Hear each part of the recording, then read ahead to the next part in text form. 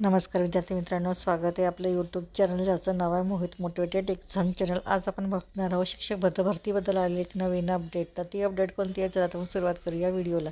तासिका शिक्षकांसाठी पोर्टल माहिती, शैक्षणिक अर्हतेसह वेतनातही येणार सुसूत्रता।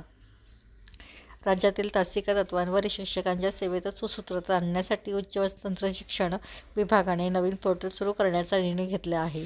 नव्या शैक्षणिक वर्षाच्या म्हणजेच 2026-27च्या पहिल्या दिवसापासून सुरू होणाऱ्या या पोर्टलमध्ये सर्व शिक्षकांची माहिती, शैक्षणिक अर्हता, त्यांना मिळणारा मेहनताना यांची माहिती नोंदविण्यात येणार आहे। या शिक्षकांनाही दरमहा ठराविक तारखेस त्यांचे वेतन मिळण्यातही हे पोर्टल महत्त्वाची भूमिका बजावणार आहे।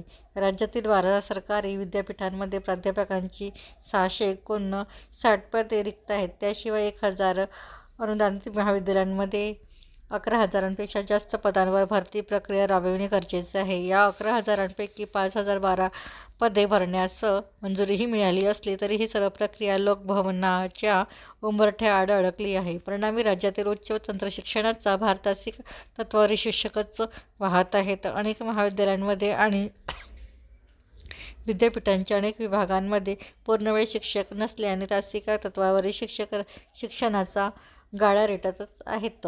या शिक्षकांना मिळणाऱ्या मेहनतीतही अनेकदा तफावत आढळते। तसेच प्रत्येक महाविद्यालय आपापल्या निकषानुसार या तासिका तत्वावरील शिक्षकांची नियुक्ती करते। राज्यातील उच्च व तंत्र शिक्षणाचाही दर्जा उंचावण्यासाठी उच्च व तंत्र शिक्षण विभागाने आता यात बदल करण्याचे ठरविले आहे। त्यासाठी उच्च व तंत्र शिक्षण विभागाकडून एक नव्या पोर्टलची निर्मिती होत आहे। हे पोर्टल नव्या शैक्षणिक वर्षाच्या म्हणजेच शैक्षणिक वर्ष 2026-27च्या सुरुवातीपासूनच कार्यान्वित होणार आहे, अशी माहिती उच्च व तंत्र शिक्षण विभागातील एक वरिष्ठ अधिकाऱ्यांनी दिली। या पोर्टलमध्ये राज्यातील प्रत्येक महाविद्यालय तसेच विद्यापीठांच्या विभागात शिकवणाऱ्या प्रत्येक तासिका तत्वावरील शिक्षकांची नोंद असेल। शिक्षकाची शैक्षणिक पात्रता, त्याला मिळणारे वेतन आदी सर्व माहितीची नोंद केली जाणार आहे। तर संसदेने अंतिम प्रस्ताव, हे पोर्टल सध्या निर्माणाधीन आहे। उच्च व तंत्र शिक्षण मंत्री चंद्रकांत पाटील यांच्या सूचनेनुसार हे काम सुरू असून याबाबतचा प्रस्तावही तयार आहे। पोर्टल तयार झाल्यावर त्याच्या चाचण्या घेऊन हा प्रस्ताव मंजुरीला देण्यात जाणार असल्याचे या अधिकाऱ्यांनी सांगितलं। तर ही होती शिक्षक भरतीबद्दल आलेली नवीन अपडेट।